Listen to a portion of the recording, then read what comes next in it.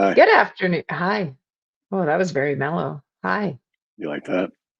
Hello, It's coming friends. coming from my extremely mellow basement. Hello, friends. Welcome to another edition of Check-In on It'll this be a great Sunday game afternoon. today. We're going to get you very excited So excited. to be able to stay up late tonight and watch the Anaheim Ducks and With Winnipeg Jets. yeah, One of us yeah, has got to bring the energy, JT. If it's not going to be yeah. you today, it will be me. Hello to everybody. Great to see so many of you in the chat already. Happy Sunday.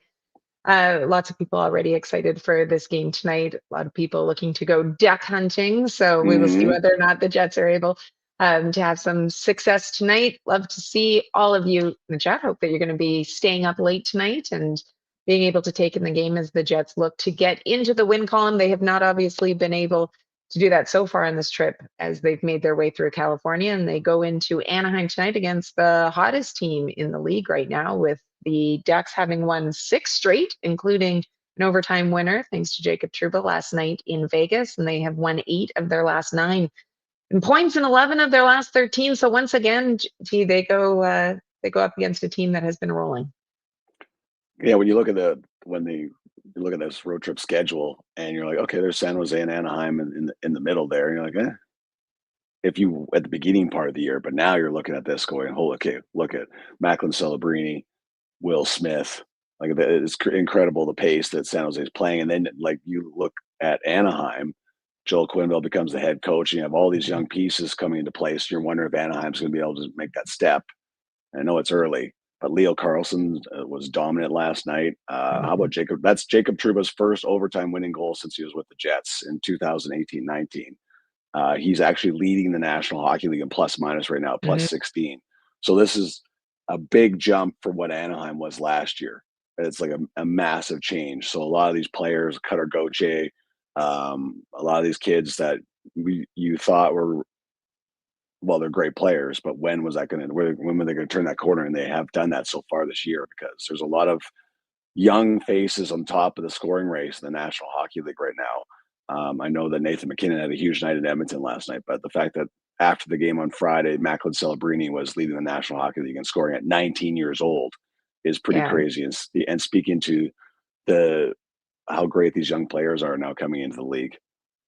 Absolutely. You mentioned, I mean, the youth movement that's going on, and obviously we saw the Celebrini, the Will Smith in Yeah, San Jose, and the job that they do there. But right now, Anaheim has the most points by any players 22 and under combined. They've got 68 points from their young players. Next closest in the league is Montreal with 51. So they have been rolling. Dan Robertson's going to join us from Anaheim, from the Honda Center. So he will be calling. This is TSN road trip, so he'll be calling the game tonight. But we'll get his perspective on things. Obviously, with the time change, tell me if you've heard us say this before in this road trip. With the yeah. time change, morning skate has not happened for the Jets yet, so we will be keeping an eye online and bring you any updates, perhaps if they take to the ice early, that Mitchell Clinton or anyone is able to provide. It was an optional skate for the team yesterday. So after the game in San Jose, they flew to Anaheim. They took part in an optional skate yesterday for about 30 minutes. So doesn't give us indications on what's going to happen with the lines. And I see some people already in the chat right now wondering whether or not the line blender, which we will talk about in a few minutes, whether or not the line blender will be out Yeah. again, or whether or not Scott or Neil will go back to the more traditional lines that we have seen. Cole Perfetti remains in a regular jersey. Gustav Nyquist, Samberg, Barron, they are all in non-contact. Still no timeline yet for Perfetti. Was said by Scott O'Neill that, was hoping to get him, I think, into a little bit more of contact, with this being an optional skate yesterday, with it being morning skate today. Hasn't really had the opportunity to participate in that practice yet. Would like to see it, but we'll have to wait and see. You never know whether or not that's going to change going into it, but anticipation is not that we're going to see Cole Perfetti today. So JT, though, let's go back really to that game against San Jose. What are some of the themes that you saw come out of that game, and maybe that we've seen over the first couple games in this road trip? Right. I just think it's like inconsistency. And, Scott O'Neill said that he liked that first period. And I mean, this is completely after he had said that was not a good game for the Winnipeg Jets on CJB. Terrible game for the Yeah. Winnipeg Jets. Terrible game for the Winnipeg Jets? It was a very brief, very succinct first answer when he asked what his thoughts were on that game. Yeah, and I could see like the turnovers that they made in the second and third periods. There was a lot of just not Winnipeg Jet hockey. So Mhm. you're trying to figure out what they were thinking at certain points because they had a great first period again, and then the second period got away from them. And I will never believe that they thought it was going to be easy considering how well San Jose's been playing and the way San Jose's been scoring goals. But just some of the decisions that were made, it's just not Winnipeg Jet hockey. So as you pointed out to Sarah before we came out, how Adam Lowry said that they were being stubborn, Mhm. and that's just trying to force pucks to where they're not supposed to go. And then it all just led up to like I think we take. I don't want to say Connor Hellebuck hasn't really come up in conversation this year because you just expect him to play well, and he hasn't had to bail them out. He bailed them out a lot on Friday night. There was a lot of egregious errors. I can think of Nikita Chibrikov turning the puck over right in front of him. I can go down the list of the errors that were made that we just haven't seen a lot of, especially against a team as freewheeling as San Jose. So it was an interesting game to watch. It was a lot more interesting to watch than the Kings game, but Mm. not the style of play that gets the Winnipeg Jets 2 points on a nightly No, basis. for a team that's built on structure and Yeah, that's their building block and that's their foundation. We certainly didn't see the structure that we've come to see from the Jets in the last few seasons. Adam Lowry also saying they did a very poor job, he felt, managing the puck, fed into San Jose's offense. Odd man rushes oh obviously were yeah, an issue. San Jose outchanced the Jets 11-2 off of the rush. So it was a lot that people didn't like, obviously, about it. So many mistakes 5-on-5. And it wasn't even just that their special teams haven't been operating at the same sort of levels that we saw earlier on in the season. And I know we're yeah. only 14 games in, but first 7 games versus the last 7 games. But certainly 5-on-5, we have not seen the production and we have not seen the defensive play that we would have expected to see that has become synonymous with the Winnipeg Jets and that helped lead them to the President's Trophy last season. But today is a new day. And so all you Yes, it can is. do is, learn from your mistakes, go back to it, try to move on. And that's something that Jets players spoke about yesterday after practice.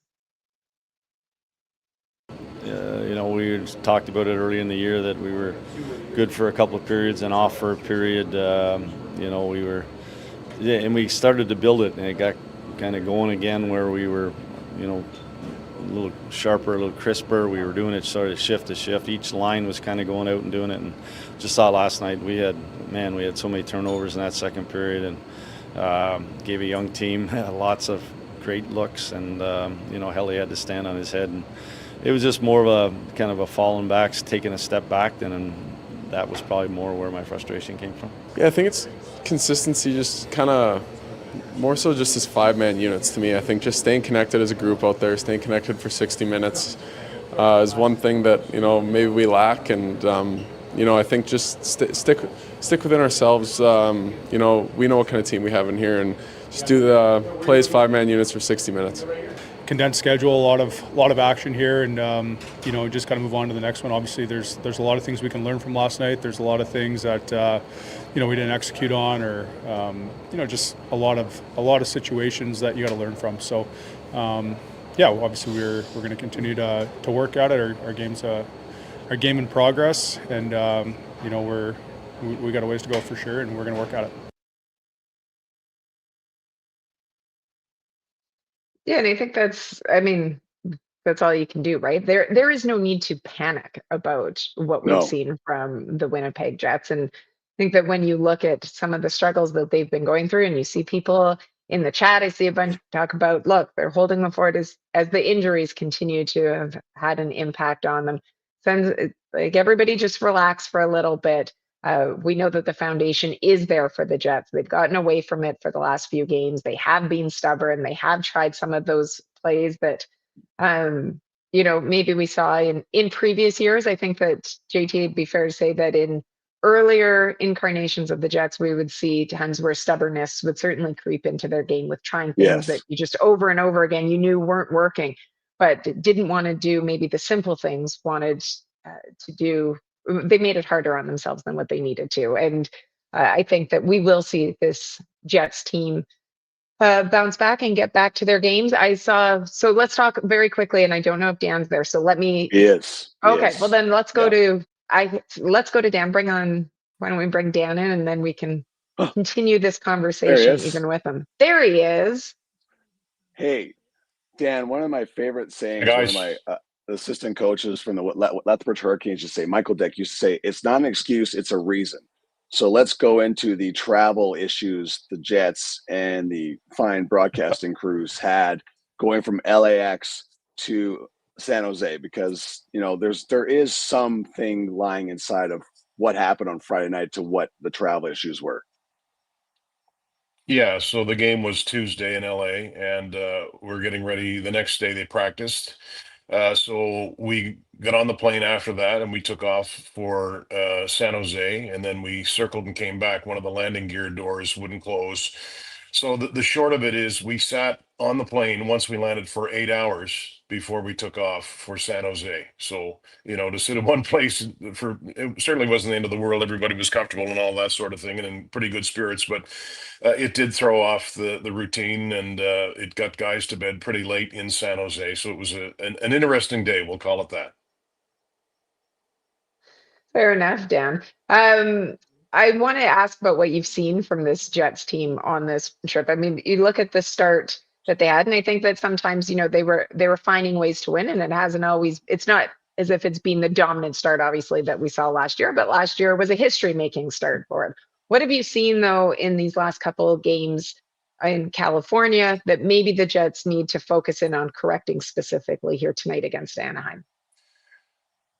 Well, one thing I think they're going to try to do, and if you listen to what Scott Arniel had to say in the last couple of days, was just to establish that forecheck. They did a good job of that in period one in San Jose, but they couldn't continue it. So, I mean, I'm looking at a team in the Ducks that's the highest scoring team, goals per game in the NHL. And I think a good way to slow that down is to keep them hemmed into their own zone. And we know, talk about the Jets' depth at forward, and obviously it's there. And you get to use it when you can roll four lines and keep the forecheck going and tire out the opposition. And when they get on offense, you hope they're a little bit tired, speaking of the Ducks. So there's that. They have to stay out of the penalty box. They're the 29th ranked team in penalty minutes per game at 11. Not to bog people down with numbers, but it's been an issue, whether it's just careless, stick infractions or whatever. And Arnie's talked about that disrupts the flow. Guys like Gabe Velarde can't get on the ice as much as they'd like to when they're shorthanded, and so those little details, I think, will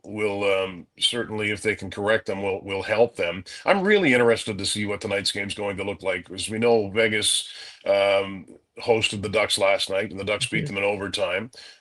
So what will the Jets? We know that Arnie wasn't happy, so it's a veteran group. Will they correct those mistakes? They don't want to leave Comrie out to dry like they hung Hellebuck out to dry. So to me, I don't know. We talk maybe too much about measuring stick games, or I do, but tonight it's an interesting one for me for sure. Is it just like, are you thinking that all these injuries are finally catching up? Maybe that's the crack in the armor right now for the Jets, Dan? It's not helping. I mean, you look at the lack of scoring, which I should say lack of scoring overall. They've been pretty good offensively. The last couple of games, they've one goal in two games. But I think about how much more creative they'll be when Cole Perfetti comes back. I think when Sandberg comes back, and things will fall into place defensively. I mean, you look at Neil Pionk, and I think Neil's played well, but I think last year he had. I had it written down. In his first 17 games, he had 18 points or 16 points, right around there. He has 2 points right now. Is part of that because he's playing a different role with Logan Stanley as his partner rather than Dylan Sandberg? Maybe that's part of it. So, you know what though? We know this, injuries are a part of every team from time to time. The Ducks are without Ryan Strome, who's important. Mikhail Granlund hasn't played a couple of games. Radko Gudas as well. But just yeah, to go back to the Jets, when they're healthy, then we can see the true Jets. But it's like you guys said too. There's no reason to panic. I don't think there's ever reason to panic. But if you look at, it's just two games that they've lost in a row, but they've set the bar so high over the last couple of Mhm. years that when Yes. they aren't playing the way they did last year, you're kind of like, what's going on here? So I think that's a good thing, really. Yeah, absolutely. I think a good thing, I mean, for the league as a whole, I always like to see when the teams that have struggled in recent years start to play better, because I just think Yeah. that, you're always going to have your top teams, but so that there's a little bit more parity and there isn't so much distance between your high end teams and then the teams that are, trying to find their way. With this Ducks team, when you look at everything, whether it be some of the games that you've had the chance to check in on, or some of the people that you've had the chance to talk to, and what is it about this Ducks team that you think that the Jets need to be aware of?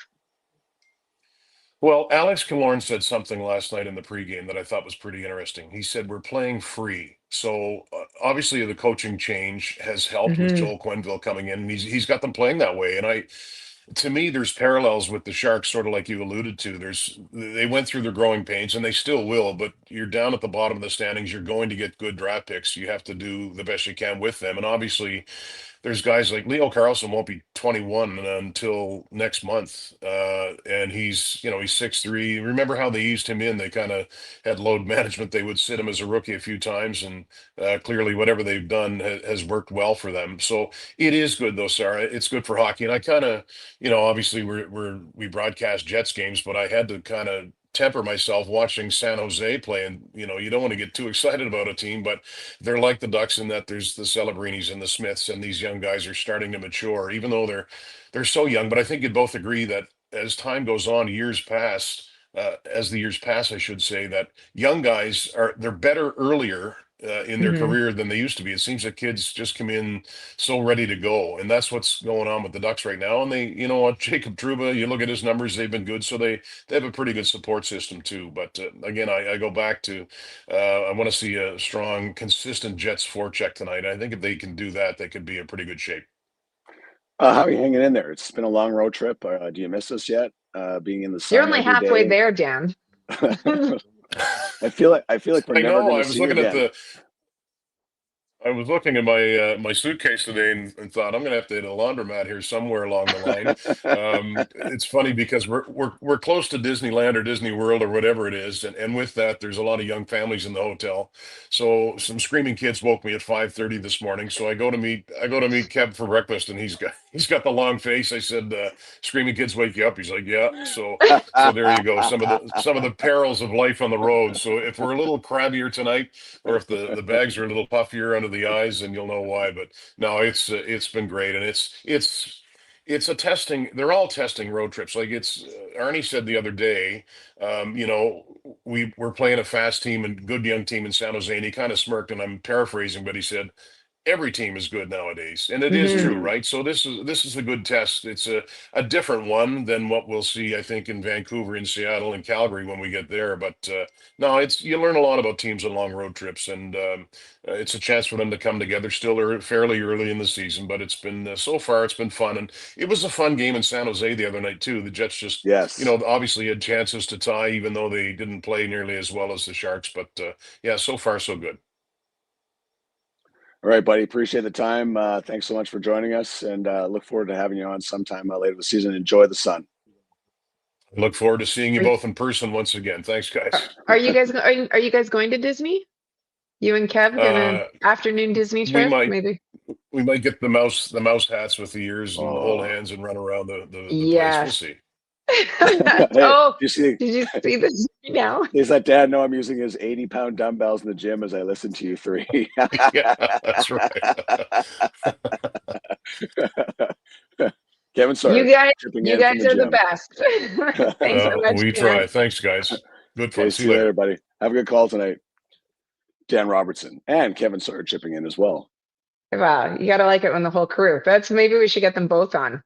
Kev, if he's still listening, but next Actually, time we'll have we have both the of them on. technology for this, Sarah. We can do this 100%. That we do. Disney Dan. with mouse ears.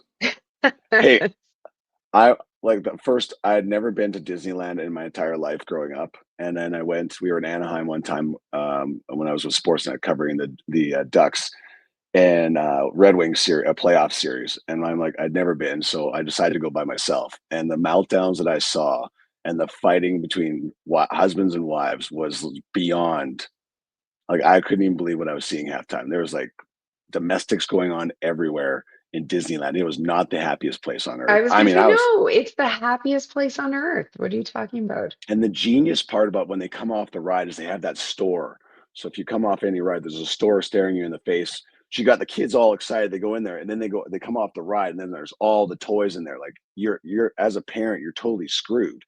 So there's no way you could like come off there without saying, no, you can't get that. And then I have the meltdown afterwards. But it was insane. But it was way easier to go by myself than to take my kids. This is maybe where your feelings started. I mean, we just saw the post about, yes, Disney on Ice happening at Canada Life Center this weekend. Yeah, Maybe this is where all of your feelings about understand. Disney are deeply rooted. It's not just See, that we don't get to use our studio. It's, I yeah, know all that right. This is your that's therapy that. session. I get that. That would be, Yeah, I well, understand that. there's Okay, just so we heard there's from Dan about getting ready to face Anaheim and some of the things that this Jets team needs to be aware of. How about hearing from some of the Jets who spoke yesterday after practice? I'll be straight up. Had one-on-ones with players. That's what it really was. I hadn't, because we have obviously a large number of new guys. We've been kind of teaching them as we go. Never really got a chance since training camp to say, okay, now this is what I expect from you. Review with our players that have been here for that were here last year, touching on the things that I expect from them every night. And I think that was kind of more what today was about. Each guy knows their role, what I expect, what the coaches expect from them, and just let's go out and do it as a whole. Yeah, they're buzzing right now. I mean, they're one of the hottest teams in the league, and a lot of high-end firepower and young guys that are producing, and good mix of veteran guys, and obviously well coached right now too, with getting a good veteran, Stanley Cup champion coach in here too. So yeah, they're doing well right now. They've got obviously the league on notice of how well they've turned it around and playing well. So. And saying that, we've got a lot of things that we want to focus on ourselves too and clean up. So, we're going to have to be ready to rock tomorrow. And Yeah, of course, I was coming for practice. Sorry about that, Sarah. Go yeah, ahead. no, I thought it was interesting, Scott O'Neill's comments about how he'd met with each player to discuss things. So there's no closed door meetings that are happening with the team, but a good opportunity for the coaching staff to be able to go and talk to each player and sure address things, because as you mentioned, we'd heard anyone that had listened to the post-game comments on CJOB afterwards, Scott O'Neill obviously very frustrated with what he had seen over the last couple of games because of the types of mistakes and because of what Yeah, he knows that this group can do. But as they still try to find that connectedness and chemistry, maybe because we haven't been able to see the offensive output. The top line has gone dry during this road trip as well. We haven't seen points from them. And I had it written down in here somewhere. I'm trying to look. The record for the Jets, 1-10-1 over the dating back to last season, when right. none of those three are able to find the score sheet. So we know how important it is, but also tells you how often they do contribute with the fact that that's 12 games where they haven't had a point over the last couple seasons.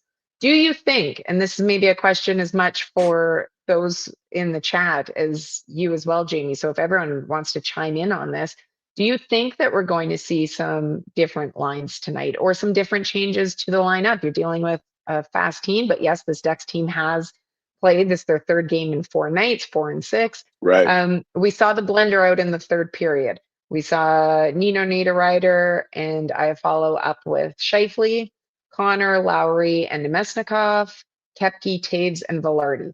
Obviously, and I saw someone put in the chat about how, this is a panic move, which is not a panic move because it happened in the No. third period and he's just trying to ignite to get something going for it. Do you think that we will see any changes to the lines or the lineup going into tonight's game?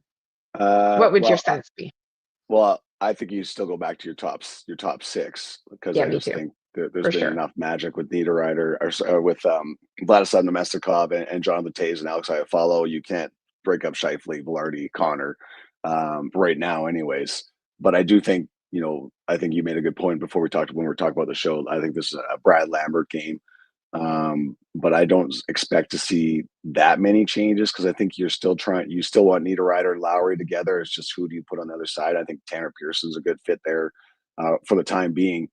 but maybe your fourth line. But Brad Lambert, I think, would probably be inserted tonight. I really like Parker Ford's game, so I can't see how he comes out of the lineup, especially in the absence of Morgan Barron. So Morgan Barron getting a yellow jersey, so it's still week to week with him. But again, who knows? Like, how close is Cole Perfetti to all this? That could change the whole thing. But to your point earlier, you made, there has to be those practices where there's contact for them to make the decision that Cole Perfetti can play. So they haven't had enough of that, especially yesterday with an optional skate. Yeah, and I wonder whether or not, I mean, could we see Colin Miller draw back in? Yeah, see, Linda. The blue line. Linda, that's a good point. That's a one that I wonder about as well. So we'll look to see whether or not there are any updates that come out of morning skate. As far as I can see right now, nobody has tweeted anything in my quick glance. So we will wait to see whether or not, and if it is an optional, then I mean, we won't see line combinations, at which point you're going to need to watch the pregame show tonight to be able to get a sense of it. We heard Dan say that the expectation is that Eric Comrie is going to get the start tonight. 1 for 1.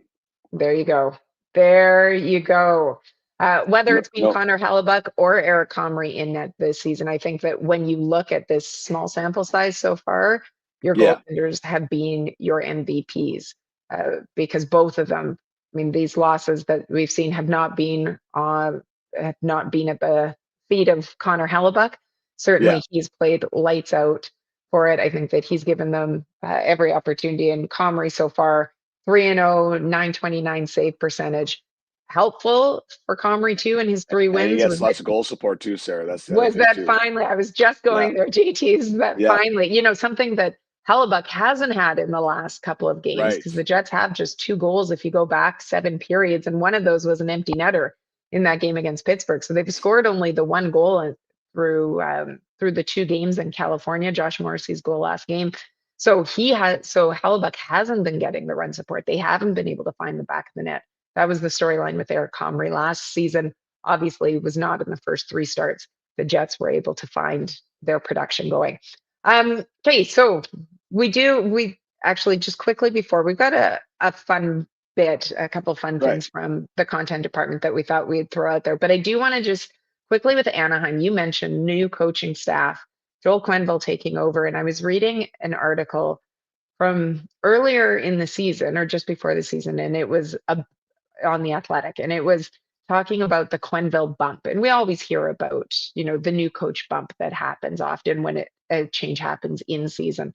But Quenneville in all of his spots, when you look at Chicago, when you look at Florida, after there has been a significant jump in terms of points from the year before he arrived and then when he arrives. And I think that you look at this start, whether they're able to maintain it, we will have to wait and see. But Joel Quenneville certainly helping out the Ducks in a big way right now. They finished with just 80.6 in the Pacific last year. Right now, they are averaging the most goals per game over, I think it's 4.14 is what they're at right now, number 1 in the league. That's gross.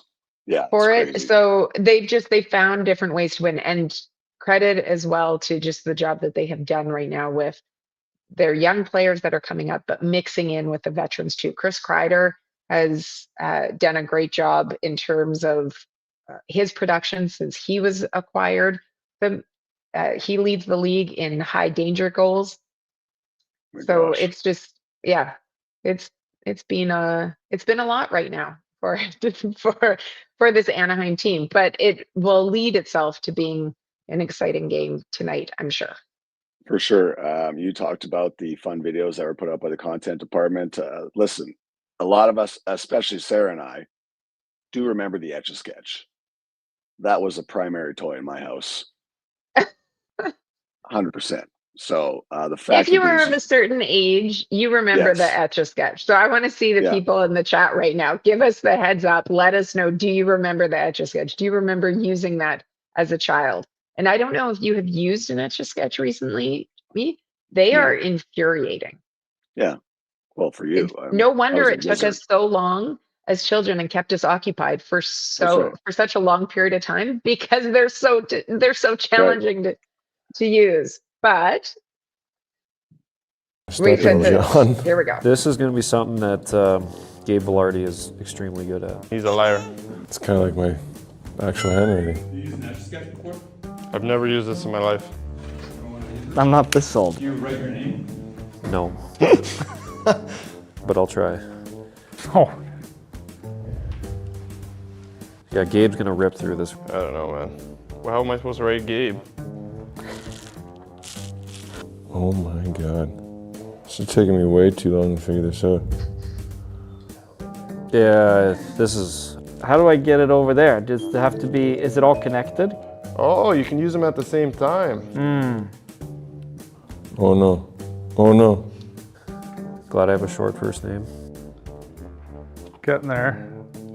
Killing it then. Oops. Holy man, I don't want to do this. This thing's giving me a headache trying to remember. All right, I'm done with this. This thing's giving me a headache, man. Not bad.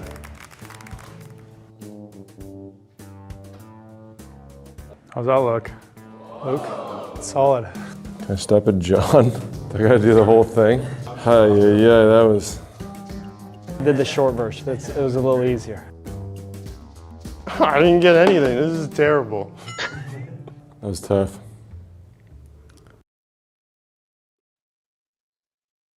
It's Sarah, not the easiest name to do on an Etch a sketch either. True. Very true. I love how they all said it was like Gabe was going to be good at it and Gabe was terrible at it. That's the funny part. So I don't know where How they're getting their about information from. Gus Nyquist? I'm not Yeah. this old. Yeah, that's right. That is offensive, Gus. That is Hey, there offensive. you go, Rob. How do you do See? it? How did you do with your name? Not Etch a sketch. Rob, I actually, R would be hard. yes, I tried doing it. I tried doing it right after the players did on that day, and it was not. I forgot also that you could use both both knobs at the same time. Look It at was Guy. This is awesome. This is awesome. That's like the new 100 Etch a sketch. Yes, Guy, good call. 100%. Yes. Yeah, that's the best. So the content department, the guys are always so hard at work. So we've got some more that we're going to show you for the next game, which is what, Tuesday? Vancouver? Yes, Tuesday in Vancouver. Tuesday in Just like Vancouver. so spread out. It's hard to keep track of what this is going on. 9 o'clock start again tonight. How are you feeling one about has to that? work. Huh? How are you holding up? Your voice sounds like these 9 o'clock. Oh, These 9 o'clock games are taking a lot out of you, man. What are you going to be Yeah. like by next week? this like when they're done in Calgary on Saturday night, I won't come to the next pregame show. And everyone's probably like, thank God. Thank you. Finally they got him off here. For it. Yeah. Look, we've been looking. We're so happy that so many of you joined us today. I like also Randy. I wasn't very good at Etch a Sketch. Some of you that have never seen an Etch a Sketch before. All right, no need to brag about how young you are. Okay. Didn't see Natalie had one. Exactly. So. Natalie, we think it's Eric Comrie. I saw you ask a little bit earlier. We think it's Eric Comrie.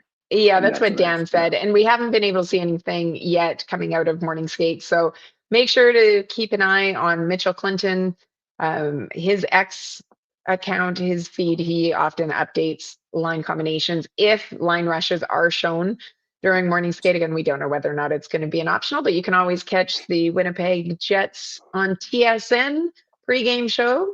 And you'll be able to see the line combinations there as well. So we'll have a lot more to talk about on Tuesday's game. Will the Jets be able to get the win here tonight so that they aren't shut out across their California road trip for this season?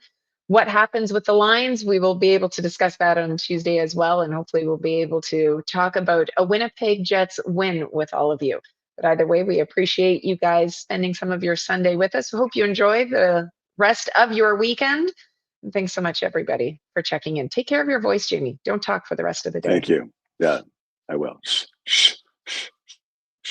Bye, everyone.